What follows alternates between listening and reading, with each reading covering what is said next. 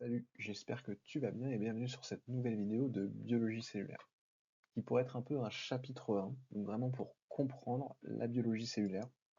Donc c'est plein de notions que vous allez voir dans différents chapitres que j'ai réunis d'une façon logique, qui pour moi est très logique, pourtant les profs vont pas forcément le réunir comme ça, mais simplement je l'ai réuni d'une façon qui va être logique, avec vraiment plein de questions clés qui vont tomber dans tes examens. Je pense que dans cette vidéo, il y a au moins 3 questions faciles d'examen que tu vas avoir en première année de santé médecine, et bien sûr pour toutes les personnes passionnées de biologie, et peut-être dans les filières plus fondamentales, biochimie, etc. Donc on va parler de l'évolution de la cellule, les prokaryotes, eucaryotes, de la mitochondrie, son histoire, la trophie, ou encore les parois. J'en profite aussi, il y a près de 70% des personnes qui regardent mes vidéos qui ne sont pas abonnées, alors que pourtant la chaîne cumule des milliers de vues. Donc vraiment, je t'encourage à t'abonner, à mettre un j'aime, ça met le contenu en avant et ça m'encourage à continuer. Et donc aujourd'hui, on va parler de cellules, hein, tout type de cellules qui peut exister, que ce soit des bactéries, comme on peut voir en haut, Escherichia coli, ou encore Paramecies, qui est un eucaryote unicellulaire, des cellules épithéliales chez l'humain, des neurones ou des cellules musculaires striées. C'est parti.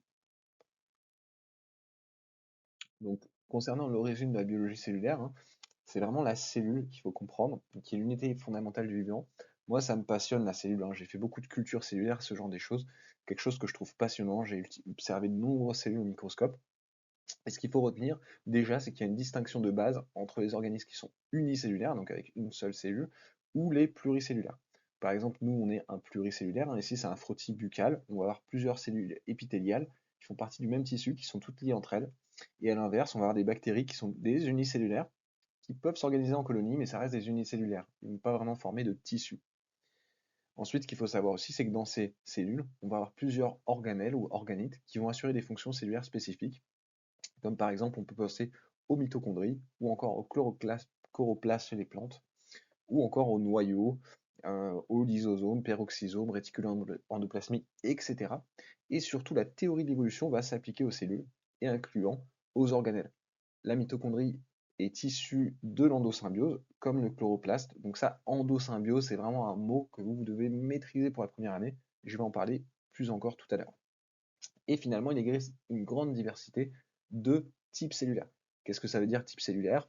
C'est que j'ai des cellules qui sont épithéliales, des cellules qui sont musculaires, striées, squelettiques, des cellules neuronales. Donc ça, ce sont différents types cellulaires qui vont permettre de s'adapter à un tas de contingences différentes. Aussi, il faut bien connaître donc la différence entre les cellules prokaryotes versus les eucaryotes. Généralement, les profs battent un peu cette partie. C'est pas toujours vu. Par contre, ça tombe en QCM. Donc, je t'encourage à le voir. Donc les prokaryotes, c'est quoi? C'est surtout les bactéries des archées, c'est très petites cellules, de 0 à 1 micron. Donc là, comme on voit en microscopie, ça fait vraiment des petits points, c'est très très petit par rapport aux cellules eucaryotes qu'on peut voir à droite. Donc c'est une forme qui est ancestrale, donc au niveau de l'étymologie, c'est absence de noyau, donc c'est avant qu'il y ait un noyau, donc c'est prokaryote. A l'inverse, les eucaryotes, c'est beaucoup plus grosses cellules, d'au moins 10 microns environ, qui vont inclure les champignons, donc ça c'est une petite exception, et aussi les cellules animales surtout. Donc nous sommes des eucaryotes, nos cellules sont eucaryotes, elles vont porter un noyau, pardon. Et donc c'est des cellules qui sont plus complexes, et au niveau de l'étymologie, c'est tout simplement le E de bien en latin, et caryote, moi je pense à l'anglais to carry, donc de noyau, portante, donc on a une cellule qui est bien portante, donc qui porte un noyau. Et par contre, une autre différence, c'est aussi l'organisation de l'ADN. Donc chez les prokaryotes, on va avoir souvent un ADN qui est plasmidique, donc un plasmide circulaire qui va se promener dans la cellule et qui peut être échangé entre les bactéries. Donc ça, c'est très important pour les phénomènes de résistance aux antibiotiques. Il faut vraiment savoir ça. À l'inverse, chez les eucaryotes, on va avoir un ADN linéaire qui va être sous forme de chromatine organisé en histones avec des phénomènes de compaction, etc. On a de nombreux organites qui sont absents chez les prokaryotes. C'est normal, c'est une forme ancestrale donc qui était peu développée. Donc, par exemple, chez les eucaryotes, on va avoir beaucoup d'organites développés qui vont exister, mitochondries, réticulum endoplasmique, Golgi, qui sont absents des prokaryotes.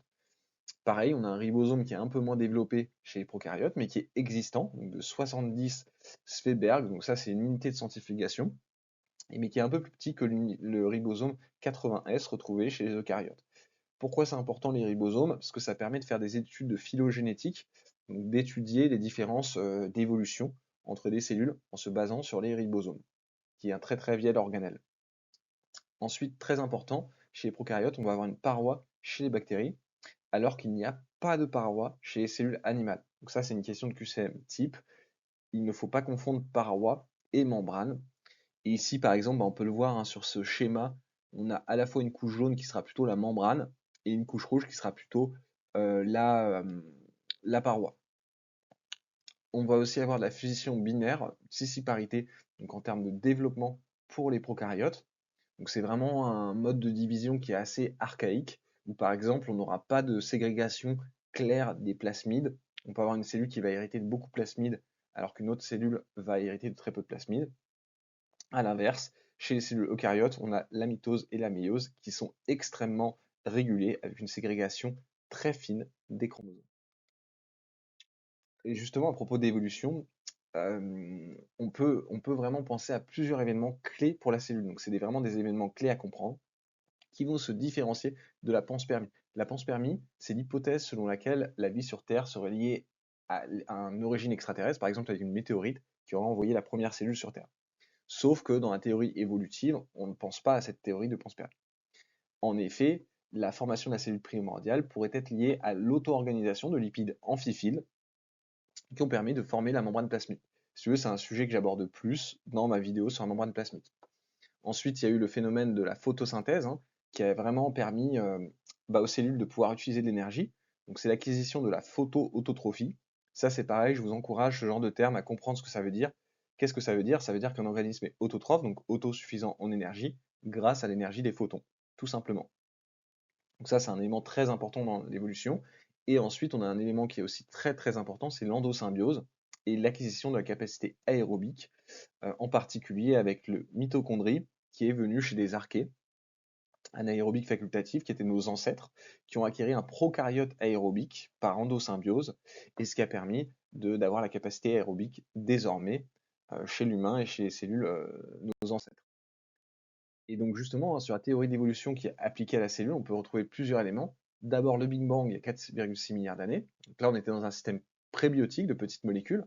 Ensuite, les cyanobactéries, qui sont les premières formes de vie sur Terre, il y a 3,5 milliards d'années environ, qui sont photosynthétiques, donc photo-autotrophes, comme je disais tout à l'heure, puis qui ont été suivis par les archées des bactéries. Donc vraiment, on est sur des prokaryotes, donc là, toujours des bactéries. Et ensuite, on a les eucaryotes unicellulaires qui apparaissent beaucoup plus tard, donc 1,5 milliard d'années depuis notre ère, avec les protistes protozoaires. Donc là, par exemple, avec la paramécie, qu'on peut voir ici, qui est un cilié unicellulaire qui se déplace, qui est très intéressant à regarder se déplacer au microscope, c'est très marrant. Avec le phénomène aussi d'endosymbiose, qui a permis encore d'améliorer, de développer les cellules eucaryotes. Et ensuite, les eucaryotes pluricellulaires qui arrivent beaucoup plus tardivement, il y a 500 milliards d'années seulement, entre guillemets, avec des systèmes de jonction plus complexes, des spécialisations cellulaires, comme le placozoaire qu'on peut voir ici, qui est observé dans des aquariums. Donc là, il y a plusieurs milliers de cellules qui sont assemblées entre elles, et cet organisme va pouvoir faire des invaginations pour aller chercher de la nourriture, donc pouvoir se plier, ramper, attraper de la nourriture et continuer à ramper. Et puis jusqu'au métazoaire, donc là vraiment ça se complexifie. Les métazoaires, ce sont des animaux au sens propre, avec le spongiaire, donc les éponges marines, qui sont parmi les premiers organismes développés métazoaires, et qui deviennent donc hétérotrophes, organo-hétérotrophes. Donc ça, c'est très très important à comprendre, qu'au début, l'évolution, c'était des photo-autotrophes qui se basaient sur la photosynthèse, et ensuite, on est passé sur des organo-hétérotrophes, donc c'est-à-dire des hétérotrophes, donc qui ont besoin d'une source d'énergie extérieure, en particulier organique, donc en gros, qui vont assimiler des composés, souvent des sucres, qui vont être produits par la photosynthèse. Très important à comprendre. Enfin, là, c'est un petit point clé qui peut être un point intéressant pour les examens, c'est le point des parois. Comprendre que les parois sont présentes dans les cellules végétales, champignons et bactéries, mais pas dans les cellules animales. Donc, je l'ai déjà dit tout à l'heure. Attention, les cellules animales ont une membrane, mais pas de paroi. Par contre, les cellules végétales ont une paroi pectocellulosique. Elles ont aussi une vacuole et des chloroplastes. Et on a aussi des bactéries qui ont des parois en peptidoglycanes, qui vont se différencier entre grammes- et grammes+. Et enfin, des champignons qui ont une paroi de chitine. J'en ai fini pour cette vidéo aujourd'hui. J'espère que ça t'a intéressé, que tu as appris le maximum possible en 10 minutes pour vraiment être excellent à tes examens. J'espère que ça t'a intéressé en termes de biologie cellulaire fondamentale. Et je t'invite à mettre un pouce, à liker, à partager la vidéo, à aller voir mes autres vidéos. Et aussi, ne pas hésiter à commenter. Ça me ferait toujours plaisir que tu commentes, que ce soit pour une question, une réflexion ou juste pour dire merci. Ça me ferait plaisir.